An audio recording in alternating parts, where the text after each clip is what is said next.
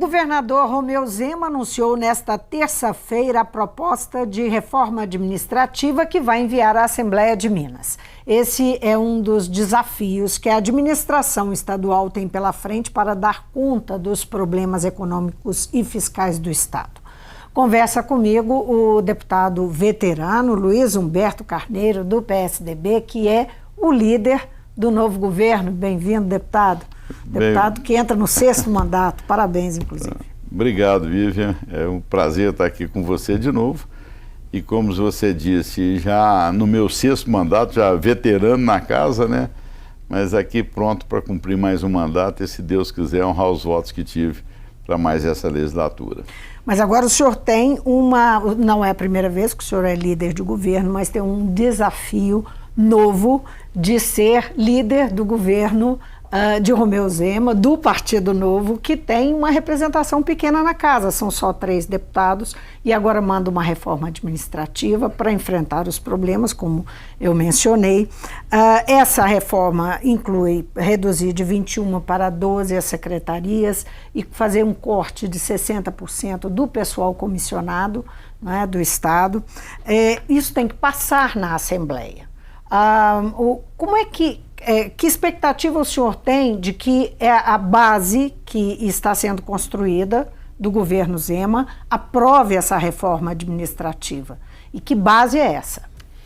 Olha, veja bem, Viva, realmente os desafios são grandes. Eu acho que não só o desafio aqui da Assembleia Legislativa, meu em especial como líder de governo, mas, enfim, do governo. E o que a gente espera e o que eu tenho conseguido muito dos amigos aqui parlamentares da casa, independente de partido, independente de estar dentro do bloco de governo ou do bloco de independente, eles estão dispostos eu diria que assim, a estar salvando Minas Gerais desse caos, como você disse, dessa montanha aí de problemas que o Estado está tendo em todas as áreas.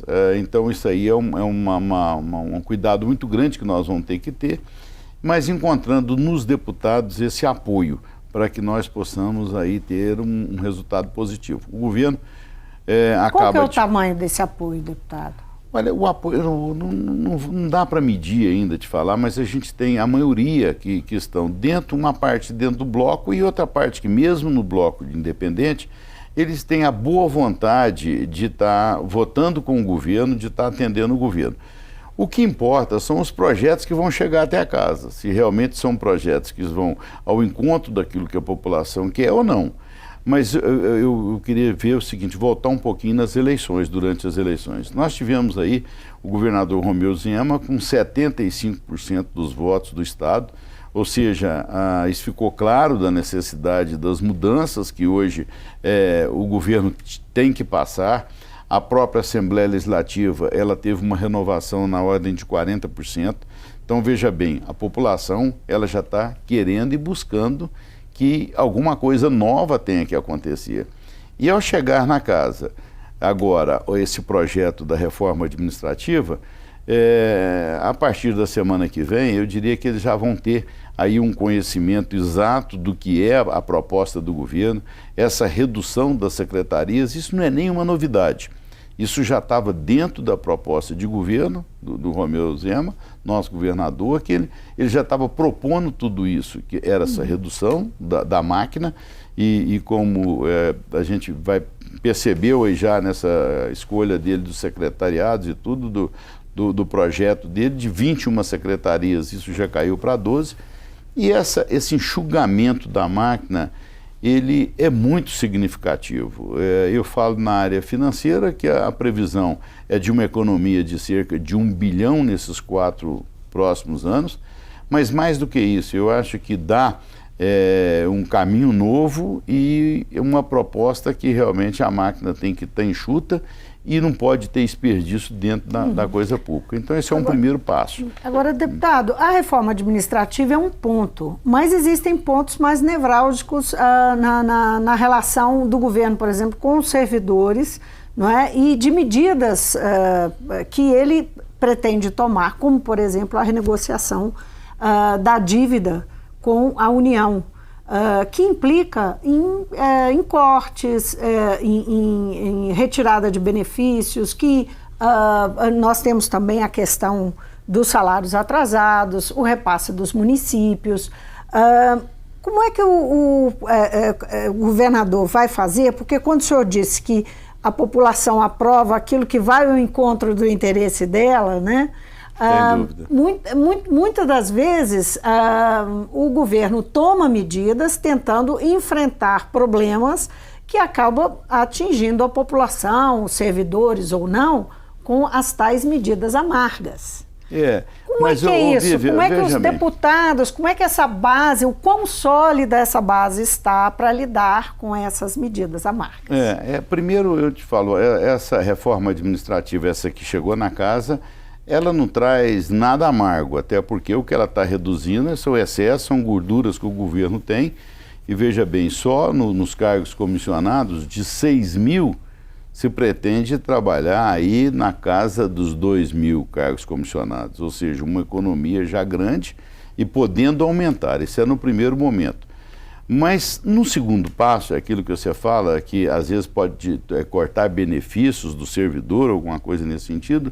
Isso é dentro, inclusive, de uma própria reforma da Previdência, por exemplo, que o Brasil inteiro vai fazer. Não é uma questão de Minas Gerais. Hoje não sobrevive mais sem essas reformas. Isso fica então fora da contrapartida da renegociação da dívida? Não, esse segundo passo da renegociação da dívida também é um projeto do governo do Estado que nós não temos ainda o conhecimento de como vai ser, até porque isso ainda está em análise e passa pela própria exigências do governo federal, daquilo que nós vamos ter que cumprir, mas nós não temos, eu particularmente, e a casa e o próprio governo ainda não tem esse conhecimento, porque ainda está em estudo para ver o que nós podemos, o que poderá ser feito para que nós possamos.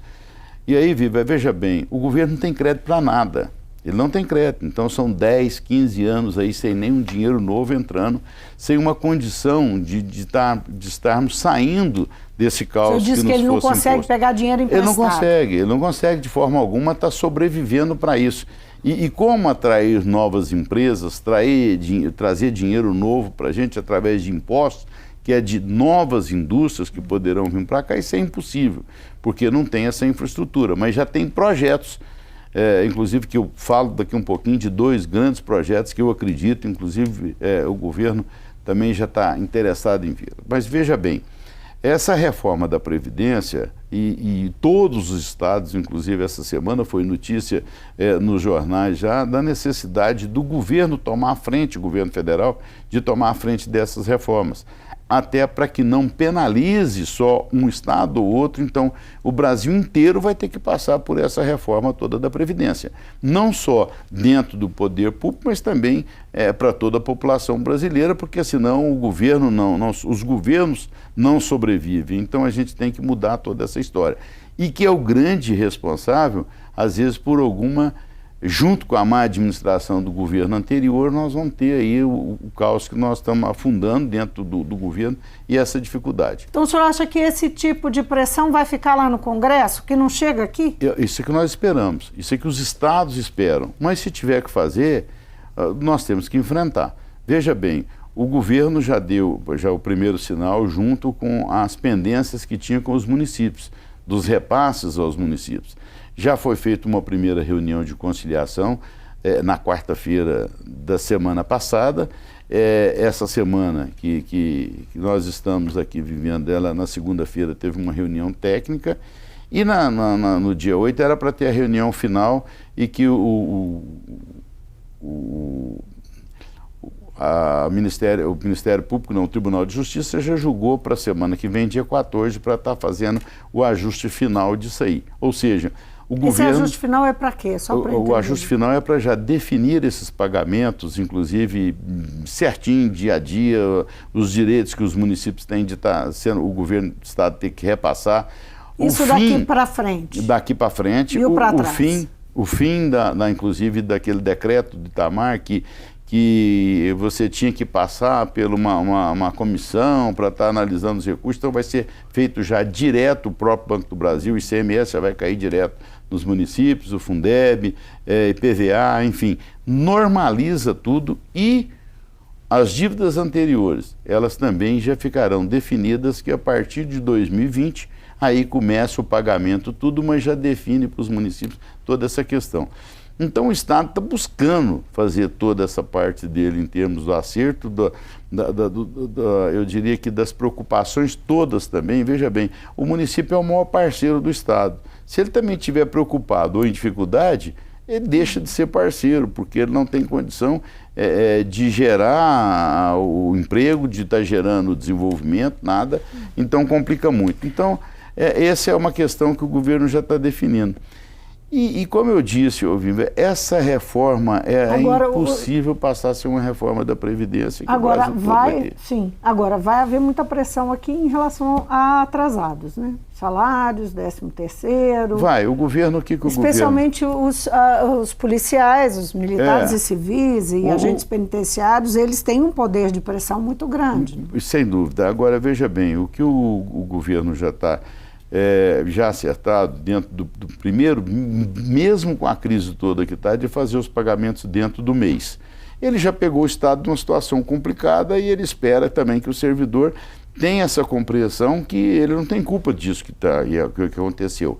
Mas essa reforma administrativa, como eu disse, ela já vai trazer 1 bilhão, que é a previsão, nesses próximos 4 anos. Que pode vir ajudar, inclusive, esses pagamentos que ao custeio que o governo tem que fazer.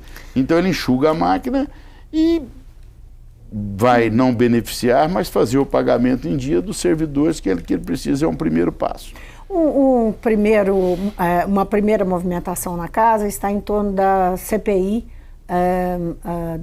sobre a barragem da Vale em Brumadinho, o rompimento da Vale em Brumadinho. Como é que o senhor imagina que o governo, ou o senhor sabe, que o governo vai atuar em relação a isso? Que posição o governo vai tomar em relação a essa CPI? Não é? Existe uma preocupação muito grande, a gente sabe o quanto o Estado e a arrecadação do Estado é dependente da mineração. Né? O poder econômico da mineração no Estado é definidor das contas, ainda mais num momento como esse. Mas a pergunta é, mais uma vez, diante de uma tragédia dessa, de um desastre desse, que tem aí envolvido crimes gravíssimos, o Estado vai priorizar, a arrecadação, como que o Estado vai atuar? Né? Olha, veja bem, caso que não dá para ignorar. Não, eu acho que o Estado e a Assembleia têm que andar junto nesse caso, porque a gente depende de leis rigorosas em cima disso, nós dependemos de fiscalização rigorosa em cima disso, o que não impede que a empresa permaneça aqui. O que nós temos que ter esse cuidado, porque a partir do momento que você inviabiliza que essa empresa esteja aqui dentro também, aí você vai estar penalizando em muito o Estado em termos de arrecadação e tudo. Mas você tem que olhar essa tranquilidade que a população tem que ter da segurança no funcionamento dessas empresas aqui dentro. Veja bem, nós não podemos passar por outro caso de Brumadinho em momento algum, que nós assistimos agora há poucos dias. Aí o que acontece? Estava dentro de uma legislação? Estava. E a fiscalização? Ela aconteceu? Então isso tudo eu acho que vai ser fruto de uma investigação maior, eu falo assim, dentro de uma CPI. Eu vou insistir, desculpe, deputado, mas é isso que o senhor está dizendo. Logo depois de Mariana, a gente conversou muito sobre isso. E as pessoas, assim, imbuídas de crença e boa vontade, diziam isso não pode acontecer mais. Não é? E aconteceu, né? E aconteceu. Não é? E aconteceu. E a gente sabe que isso está ligado à situação de dependência do Estado, né, da mineração. Né? O que, de fato, o senhor reconhece no governo do Estado uma determinação em ter um posicionamento mais firme em relação a isso? Não, precisa, e é o que ele já anunciou, que quer ser mais rigoroso em cima disso, precisa ser feito, é aí que eu falo, é um trabalho do governo junto com a Assembleia, porque precisa de leis rigorosas para estar atendendo tudo isso. E existe, inclusive, já projetos na casa que podem dar, inclusive, acelerar todo esse processo para uma legislação mais rigorosa e rápida para ser tomada. E, por um lado, tem muita gente que preocupa. Você vê, o setor ele contribui com cerca de 1,5 bilhão de arrecadação por ano, mas nós não podemos olhar isso especificamente. Nós temos que dar uma segurança para que essas empresas possam estar aqui dentro trazendo a tranquilidade. O que às vezes eu sou leigo, e confesso para você que sou leigo, mas é inaceitável você ter uma barragem como essa que rompeu, com uma administração embaixo, com um refeitório embaixo, de uma barragem que aquilo ali, todo mundo sabe, pode acontecer do rompimento, pode, e aconteceu. Então não está funcionando. Isso, com toda certeza, tem um erro muito grande em cima disso e que nós temos que ver onde está a culpa, como corrigir. Precisa, a legislação ela tem que ser rigorosa, você vê, o que colocam que no dia 10 de janeiro foi feita a fiscalização, em setembro foi feita de novo uma fiscalização, mas aí aconteceu que ela estava tudo certinho, mas rebentou e trouxe esse caos para todos nós e para Minas Gerais. Então, eu diria que assim, tem que ser mais rigoroso e o governo já deu sinais que isso. Dentro de pouco tempo vai estar encaminhando um projeto aqui para casa, o governador já colocou isso, e hoje mesmo foi fruto de uma conversa do governo aqui com o presidente da casa para que a gente possa dar um andamento mais rápido possível dentro de um projeto mais rigoroso. Agora, nós temos que tomar um cuidado muito grande e eu acredito que existe uma forma de você ter todo esse cuidado, ser rigoroso com tudo isso, mantendo a empresa dentro de Minas Gerais. Deputado, o senhor, nós falamos no início do programa, é um deputado muito experiente que vai para o seu 6º mandato, que inicia seu 6º mandato, já foi líder de governo e agora retoma. A sua escolha, o senhor é de outro partido, o senhor é do PSDB. Esteve com líder do governo, me corrija se eu estiver errada, mas do governo Anastasia. Então, e do Alberto. Do Alberto Pinto Coelho também. E nós sabemos que o governador Romeu Zema é um empresário que chegou à gestão pública. A gestão pública é uma novidade para ele, não é? O quanto o PS, o seu partido, né, e o senhor, acredito que podem fazer diferença para o governo, né, na medida que ele tem essa, digamos, pouca experiência, pouco trato com a gestão pública, tudo é muito novidade.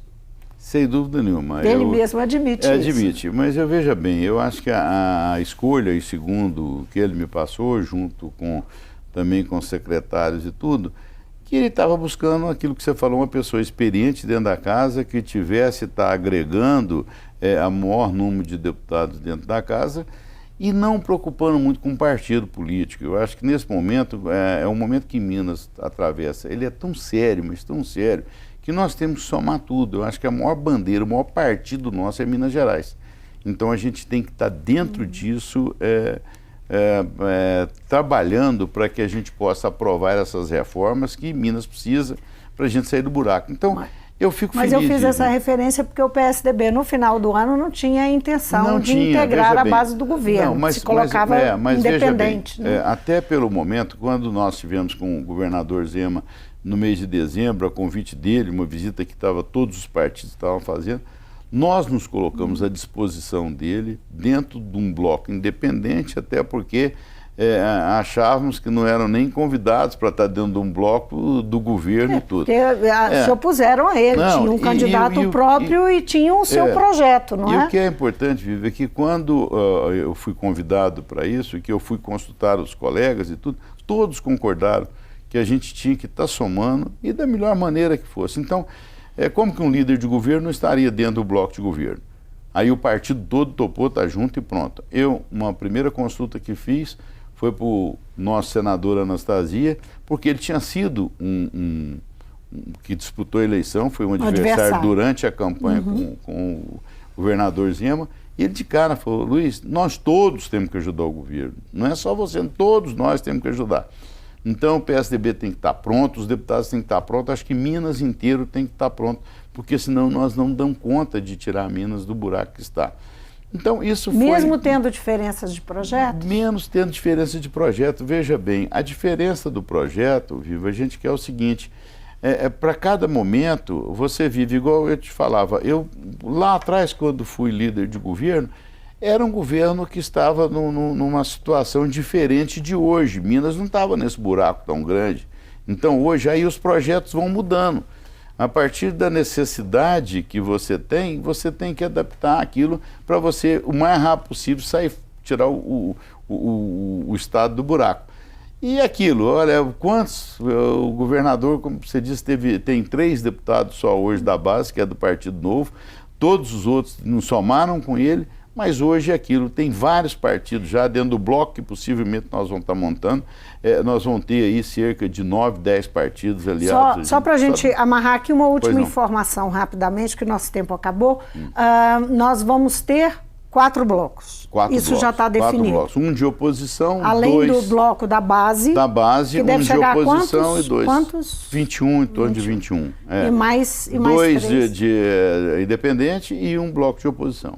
Bom, isso certamente, então, o governador vai precisar desses blocos independentes para com certeza. Ele está disposto a isso, atender, conversar e tudo, mas diz que é um momento que eu tenho certeza que todos vão estar contribuindo. Deputado, muitíssimo obrigada pela sua presença. Eu espero ter o senhor aqui outras vezes esse ano, porque nós temos muito a conversar. Estou à disposição, Vivi. Um prazer estar aqui com você. Eu conversei com o deputado Luiz Humberto Carneiro, do PSDB, que é o líder do novo governo, o governo Zema, e vai representar o governo aqui nas discussões, nos debates na casa. O Mundo Político fica por aqui, obrigada por nos acompanhar. E se você quer rever a entrevista, é só acessar o YouTube ou o nosso site. Você também pode interagir com a gente por e-mail ou pelo Twitter. Então, até a próxima.